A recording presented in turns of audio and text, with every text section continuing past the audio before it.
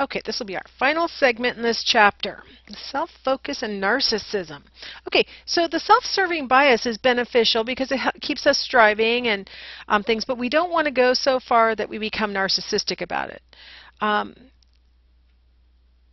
Narcissism is when we have become self-absorbed to the point where we think we are more deserving than other people, that we are better than other people in very disparaging ways towards other people, and that we are, sort of special compared to everybody else.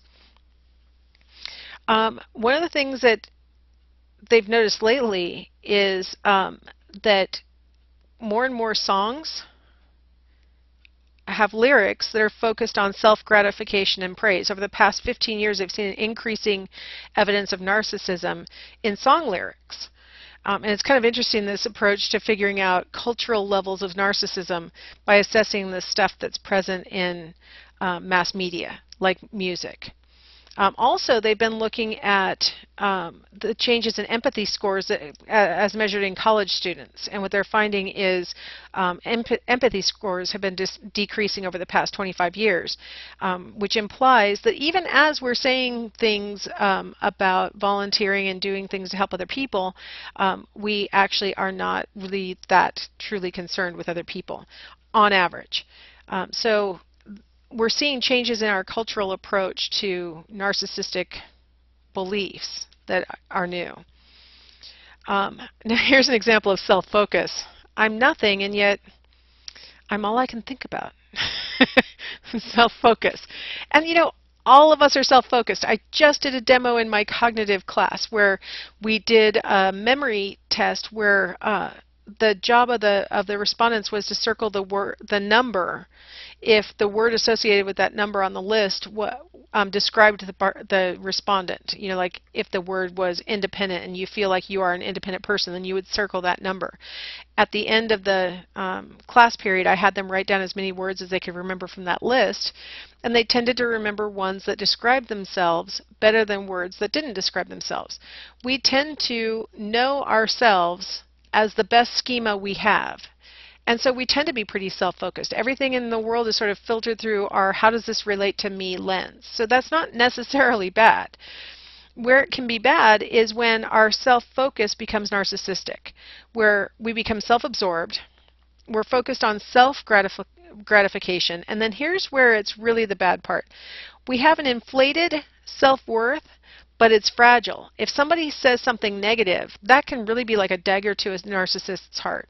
A person who is narcissistic is really doing like a projection towards everybody else. I want you to believe this about me. I want you to believe something that I don't even completely believe. So I need to project an image that isn't necessarily, I'm not entirely sure you're going to buy my projection. Which brings us to the issue of when we feel bad about ourselves. Self-disparagement. Here we have, what's that guy's name again? I forget. I want to call him Bender, but that's the robot's name. Oh, if my son was in here, he would laugh at me for not remembering his name. But he's saying, not sure if I don't have friends because I'm a loser, or I'm a loser because I don't have friends. Okay, so but his premise is loser for sure, and that he doesn't have any friends for sure. He's just not sure which order it came in. Those are the kinds of self-disparaging thoughts that can cause negative outcomes for a person. Self-disparaging self-talk can be a sign of depression. Self-serving bias helps to protect us from depression. People who display self-serving biased interpretations of outcomes, when they say things like, well, I did poorly on that test because I didn't study enough, tend to be more resilient and have more positive attitudes. Depressed people tend to say things like, I did poorly on that test because I'm dumb, or I always do poorly on tests, or something like that that makes it seem hopeless. So self-disparaging self-talk can be a sign of depression. It can also be a form of what we call sandbagging, where you say, oh gosh, I'm just so dumb about this. And then the person who you say that to is supposed to say, no, you're not. You have all these great capabilities. What are you talking about? Sandbagging is a way to fish for compliments. Sandbagging is also a way to lower other people's expectations of you so that you're less likely to disappoint them. So if you say, well, I'll try, but I'm not very good at this. Then when you are good at it, then they're like, what are you talking about? You did a great job. If you aren't that good at it, then they at least were forewarned. And then they're like, you know what, that wasn't bad. Thank you for doing that. But the truth is you weren't that good at it. But at least you warned them, right? So it could be warning people to keep their expectations low so that you don't have to, rise to higher expectations. Okay, so now I want to wrap up with a little discussion of the role of culture in personality. Generally, we can divide the world into two types of cultures. Those cultures that are individualistic and those cultures that are collectivistic. Individualistic cultures really value independence. People who are raised in an individualistic culture are very familiar with thinking of themselves in terms of the traits that they possess. I'm outgoing, I'm talkative, I'm shy, I'm, fun-loving, or I'm retiring. Like we have all these, we think of ourselves in terms of these traits when we come from independent, individualistic cultures. We think when you come from I keep saying we because let's face it, if you were raised in the U.S., Canada, most of Western Europe, Australia, Israel, New Zealand, pretty much any of those places, you have been raised within individualism.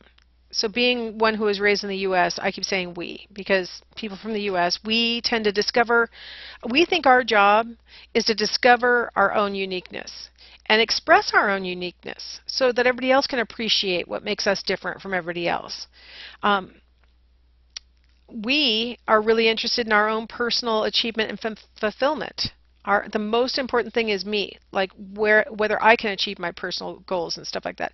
My personal rights and liberties and those of the people around me are important. Self-esteem is a big thing in individualistic cultures. When we are facing stress in individualism, we say we've got to change reality. You know what, if like in the last chapter when I was talking about if you have a long commute, we are more likely in individualistic cultures to say, well, I guess we're going to have to move because I just can't tolerate this commute anymore, right? We're more likely to change reality than to try and use some kind of emotion-focused coping strategy.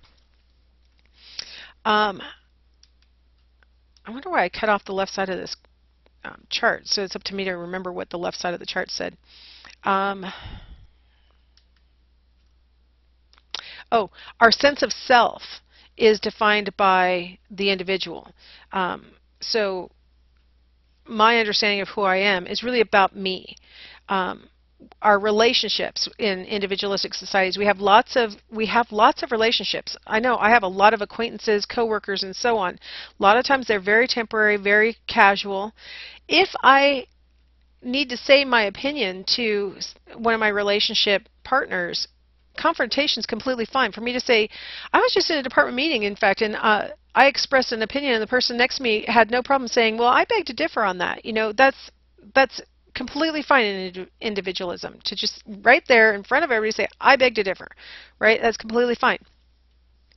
We also think in individualistic cultures that the behaviors that we display reflect our personality and our attitudes. This is going to be really important in the next chapter when we talk about social psychology. We think in individualism that if you acted like that, it's because that's how you are. We tend to underestimate the pressures, external pressures that might have made you act like that. Now in collectivism, it's sort of everything's the opposite. So whereas individualists are independent, collectivists are very interested in getting their identity from the groups that they belong to. They were referred to as interdependent.